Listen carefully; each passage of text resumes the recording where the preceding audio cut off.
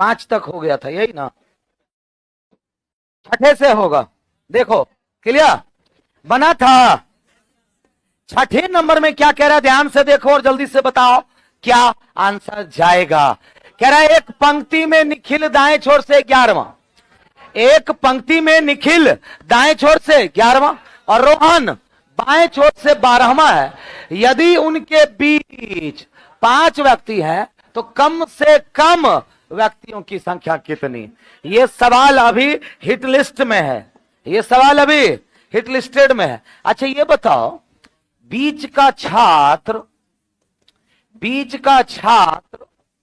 यदि रैंकों से कम हो, बीच का छात्र यदि रैंकों से कम हो तो उसके 2 आंसर आते हैं, तो उसके 2 उत्तर आते हैं, 2 उत्तर आते हैं। कौन कौन सा? एक मैक्सिमम, एक मिनिमम। यहां आपसे क्या पूछ रहा है, मैक्सिमम के मिनिमम। अब देखो रैंक एक कितना है 11, एक रैंक कितना है 12, अब बीच में क्या गो छात्र है 5। तो बीच का छात्र यदि रैंकों से कम हो तो है कि नहीं है, यानी कि इसके 2 आंसर आएंगे, एक मैक्सिमम कितने छात्र, एक मिनिमम। मिनिमम किसको बोलते हैं, ओवरलैपिंग को। मिनिमम जब पूछ दे मतलब वो आपसे ओवरलैपिंग पूछ रहा है, दोनों एक दूसरे को क्रॉस कर जाएगा। तो मैक्सिमम पूछे तो क्या करना है, तीनों को जोड़ देंगे, मतलब रैंकों का योग प्लस बीच की संख्या कितना होगा बताओ, कितना होगा 11 प्लस 12 प्लस 5 कितना हो जाएगा, जल्दी बोल कितना।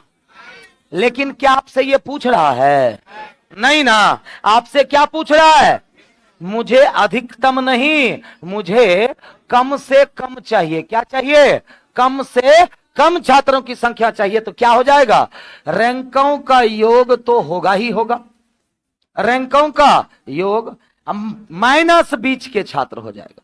अधिकतम पूछेगा तो बीच का छात्र जोड़ देना है, और न्यूनतम पूछेगा तो घट ना जाएगा ये दूरी, तो कितना माइनस बीच का छात्र। ओवरलैपिंग वाले में तो पता ही है -2 तो करना ही है। जल्दी बताओ कितना, 11 प्लस 12 माइनस 2, तो 23 में से 7 गया, कितना हो जाएगा, क्या आया था, बना था कि नहीं बना था।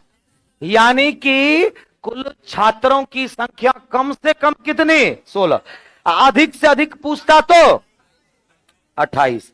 2 क्वेश्चन एक ही में हो गया, एक ही में 2। ये लिखना चाहते हो तो लिख लो, ये एकदम नया क्वेश्चन है आप लोग के सिलेबस में, आप लोग के सिलेबस के तहत ये नया का मतलब इतना भी नया नहीं है कि 22-23 से आना शुरू हुआ, 5-7 साल पहले नहीं आता था, नॉर्मल से सवाल आते थे।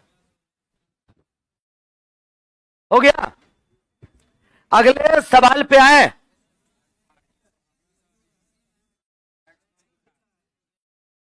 अगला सवाल इसी से कनेक्टेड है, एकदम क्वेश्चन भी मैंने उसी तरह से रखा है ताकि रुक जाए, लिखो लिखो जल्दी। और पता है ना ये कक्षाएं कंटिन्यू रहेगी, शनिवार को भी होगी, रविवार को होगी, सेम अपने टाइम पर कंटिन्यू रहेगी। हाँ, जिसके कारण कल का जो मैथ माइंड मेगा टेस्ट जो होता था वो कल भर नहीं हो पाएगा, लेकिन रविवार को जो धमाकेदार जो 50 मेगा टेस्ट रीजनिंग का होता है शाम के 4 से 6 50 क्वेश्चन वाला, वो होगा रविवार को। समझ में आ गई बात ना। बाकी सारी कक्षाएं होगी, जीके जीएस कंप्यूटर जो सैटरडे संडे का जो शेड्यूल रहता था फ्री वाला जितना भी क्लास वो चलेगा। और मेरा मेगा टेस्ट रविवार शाम के 4 बजे से 6 बजे इसी चैनल पर 50 एक लेवल ऑफ रीजनिंग के साथ। ठीक है, चलो आगे बढ़े। चलो तो अगला सवाल का जवाब देंगे आप लोग। कह रहा है एक पंक्ति में निखिल दाएं छोर से 11वां और रोहन, सेम सवाल है ना, अब उनके बीच में 5, लेकिन इस बार सवाल क्या पूछा आपसे, ज्यादा से ज्यादा, अभी तुरंत ना बताए हैं, कितना हो जाएगा, कितना हो जाएगा तो एगो सवाल पूछे अलग से, तैयार? तो चलो, ए का रैंक ऊपर से, किसी कक्षा में ए का रैंक ऊपर से 17 है और बी का रैंक नीचे से, बी का रैंक नीचे से 14 है। दोनों के बीच में 16 छात्र हैं। दोनों के बीच में 16 छात्र। बताओ अधिकतम कितने छात्र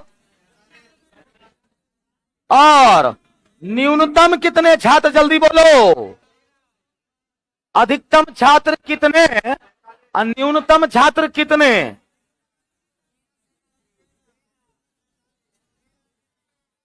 अभी देखिए ना, कितना आदमी अभी बोरा में जाएगा।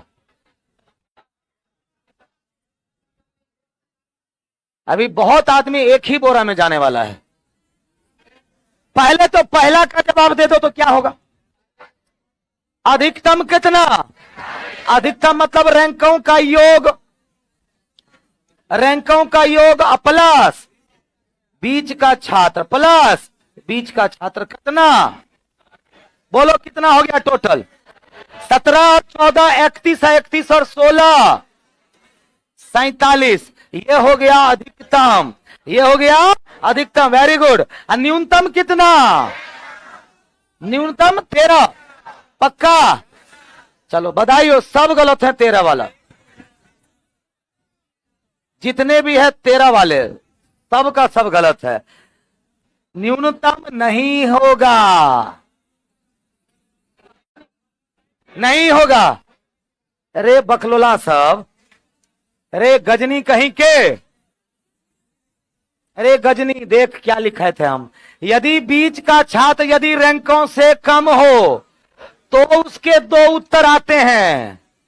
जब बीच का छात्र दोनों रैंकों से कम हो तो 2 उत्तर आता है। लेकिन मेरा जो अगला सवाल है, बताओ बीच का छात्र 16 14 से ज्यादा है कि नहीं है? एको गो रैंक से ज्यादा हो जाए या दोनों से बीच का छात्र ज्यादा हो जाएगा तो क्या कहेंगे? No overlapping. नो ओवरलैपिंग, यहां ओवरलैप करेगा ही नहीं, एक गो उत्तर आएगा, मतलब सिंगल आंसर जाएगा। यहां क्या जाएगा? Single answer. तो 13 होगा ही नहीं। ओवरलैप होगा तभी ना आप मिनिमम निकालिएगा। यहां तो ओवरलैप संभव ही नहीं है। क्यों? क्योंकि अगर बी नीचे से 14 है, सोच करके देखो, अगर आप ओवरलैप करवा दिए तो बी नीचे से कितना है? 14। ए ऊपर से कितना है? 17। अब बताओ बीच में कितना छात्र बैठा दिए आप? 16। ये गलत डायग्राम है। ये डायग्राम आपका सीधा गलत है। क्यों गलत है? क्योंकि ध्यान से देखिए इसको, गलत क्यों है? क्योंकि यहां से यहां तक 14 को छात्र है ना जी। नीचे से ये 14 हुआ, मतलब यहां तक कितने छात्र? 14। इसका मतलब इसके नीचे 13 को छात्र है ना। अगर नीचे से ये 14 है तो इसके नीचे कितने छात्र? 13। तो जब इसके नीचे 13 ही छात्र है तो बीच में 16 कहां से बैठा दिया आप? पॉसिबल है ओवरलैपिंग? इसलिए मैंने कहा नो ओवरलैपिंग। इसका एक गो आंसर आएगा। तो एक गो क्वेश्चन में क्या गो? 3 गो क्वेश्चन हो गया। हो गया कि नहीं हो गया? क्लियर है? आज के बाद ध्यान रखिएगा इस बात का। हाँ, Vivek Sharma can't be determined sir. हाँ, सिर्फ मैक्सिमम होगा, यहां मिनिमम नहीं होगा। चलो अगले सवाल पे बढ़ो। ये बन गया था, बोलो। क्या लड़कियों की एक पंक्ति में, ये रही वो पंक्ति, रीना पल्लवी के बाएं 10वीं है। मान लो ये पल्लवी है और इसके बाएं 10वीं रीना। बोलो सही है कि नहीं है?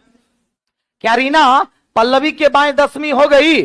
लेकिन किसी का रैंक अभी तक मालूम है आपको? नहीं दिया ही नहीं है। आगे क्या कह रहे ये बताओ। तो लड़कियों की एक पंक्ति में रीना पल्लवी के बाएं 10वीं है। जो, अच्छा जो किसके लिए? दूसरे पर्सन मतलब पल्लवी के लिए। तो जो मतलब कौन? पल्लवी। दाएं छोर से 17वें स्थान पर। अच्छा पल्लवी अगर दाएं से 17 है तो ये दाएं से कितना? इसमें तो कोई दिक्कत नहीं। बोलो यहां से ये 17 है और फिर 10 और आगे जाना था, कितना? 27वां। स्वाति रीना के दाएं से चौथी है। अब स्वाति और रीना को तो बैठा चुके हैं, तो स्वाति रीना के दाएं चौथी, तो ये स्वाति हो गई। यहां से क्या है? चौथा स्थान। तो ये दाएं से कितनी हो जाएगी? बोलो कोई दिक्कत? अगर रीना से दाएं है तो पीछे है, तो 27 से 4 पीछे मतलब 23। तो स्वाति रीना के दाएं से चौथी, यदि स्वाति बाएं से 10वीं है, लो अब तो पता चल गया ना, यही स्वाति दाएं से 23, अब बाएं से कितनी 10, तो बताइए कितनी लड़कियां अब नहीं निकलेगा, बोलो। तो कुल लड़कियों की संख्या कितनी, रैंकों का योग -1 कितना 32। किसका किसका है जरा देखने दो मुझे, ऑनलाइन वालों का भी 32 किसका किसका आया है, एकदम जियो मेरे शेर।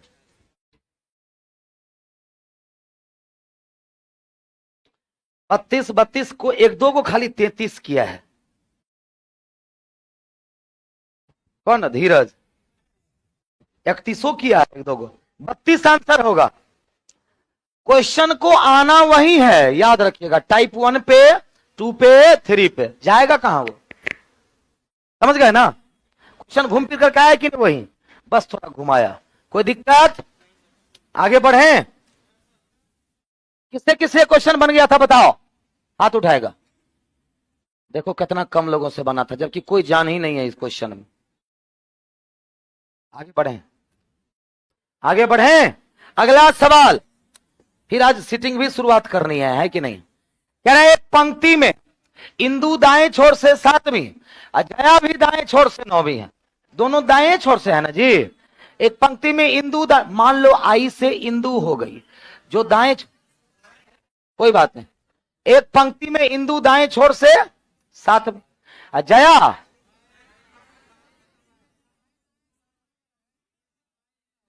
यहां बाएं, वहां बाएं लिखा हुआ है, यहां पर देखने दो क्वेश्चन, मतलब यहां पर पीपीटी में गड़बड़ है, क्वेश्चन में सही है ना। हाँ तो चलो पीपीटी देखो बच्चे लोग, गड़बड़ है। आपका जो पीडीएफ है वो ये रहा, क्वेश्चन नंबर 9 में एक पंक्ति में इंदु बाएं छोर से 7वीं, इंदु बाएं छोर से कितनी है 7वीं है, जया दाएं छोर से 9वीं है, और जया दाएं छोर से 9वीं है। और स्थिति बदलने वाला है जी, तो वे अपनी स्थिति बदल लेते हैं, तो इंदु स्थिति बदल लेते हैं, मतलब जया यहां आ जाएगी, इंदु यहां आ जाएगी। तो स्थिति बदलने के बाद इंदु बाएं छोर से कितनी हो जाती है, 17वीं हो जाती है। कितनी हो जाती है 17वीं। तो कुल छात्र नहीं निकल गया रे, कितना, एक ही रैंक दोनों तरफ से, मतलब 17-9 -1 ऑप्शन है। लेकिन इस सवाल डायरेक्ट नहीं बनेगा, इसमें कलम चलाने की जरूरत थी नहीं। सबसे पहले इंदु बाएं से कितनी 17, अब यहां इंदु पढ़े हैं तो वहां क्या पढ़िए जया, दाएं से 9वीं, क्योंकि जया ही अब कौन है इंदु। तो इंदु का रैंक दाएं बाएं दोनों से पता चल गया, तो 17-9 26 -1 कितना 25 हो गया कि नहीं हो गया, आया है 25, एकदम सही जवाब। क्लियर, बहुत अच्छे, आगे बढ़े ना। अगला सवाल 10 नंबर, 10 नंबर देखिए तो आप लोग सही है, लो 10 नंबर देखो सही है ना क्वेश्चन। जब वे आपस में स्थिति बदलते हैं, चलो जल्दी बनाओ सब लोग, देख करके बन जाना चाहिए। 17, बाकी लोग जवाब दो जल्दी से। 10वां सवाल का जवाब क्या होगा, फिर हम लोग सिटिंग अरेंजमेंट स्टार्ट करेंगे। क्लियर ना। देखो डायरेक्ट बनाना हो तो कैसे बनेगा, सबसे पहले लास्ट में किसके बारे में बात हो रहा, कमल। कमल दाएं छोर से कितना हो जाता है 15वां। अब ये दीप्ति है वही ना कमल है, जो दीप्ति है अब ये कमल हो गई, कमल हो गया, और जो कमल है वो दीप्ति, कोई दिक्कत। अब बताओ कमल दाएं से 15 और कमल बाएं से 10, यहां से टोटल छात्र निकल जाएगा। कुल छात्र कितना, तो बाएं से 10 प्लस दाएं से 15 -1 कितना छात्र 24। लेकिन सवाल है दीप्ति बाएं छोर से कितनी, तो दीप्ति का रैंक बाएं से कितनी, तो क्या करिएगा टोटल में को बढ़ाइएगा 25, और एक तरफ का दाएं से वो कितनी है, दाएं छोर से कितनी है वो 8वीं, घटा देंगे तो 25 में से 8 गया। आया है कि नहीं, आया है सबका, और टोटल पूछता तो 24, और दोनों के बीच का छात्र पूछते तो बोलो जल्दी से। तो एक रैंक दाएं से 8 और दूसरा दाएं से 15, तो दोनों का अंतर कितना हो जाएगा? 7 और -1 मतलब कि 6। कल ही ना पढ़ाए थे ये कल ही पढ़ाया गया था। तो आगे बढ़े सिटिंग अरेंजमेंट पे। सिटिंग के बाद फिर क्या है? पजल है। सिटिंग के बाद क्या है? पजल। बोलिए रोहित शर्मा। आगे बढ़े, चलो अगला अगला अगला अगला ये रहा। स्टार्ट किया जाए, चलो देखो सिटिंग अरेंजमेंट में थ्योरी ज्यादा नहीं है, लेकिन कॉन्शसनेस जरूरी है। अगर गलती किए तो गड़बड़ हो जाइएगा। देखो सबसे पहले तो सिटिंग अरेंजमेंट कितने तरह के आते हैं? सिटिंग अरेंजमेंट कितने तरह के आते हैं? तो सबसे पहला जो पूछा जाता है सिंगल लाइन।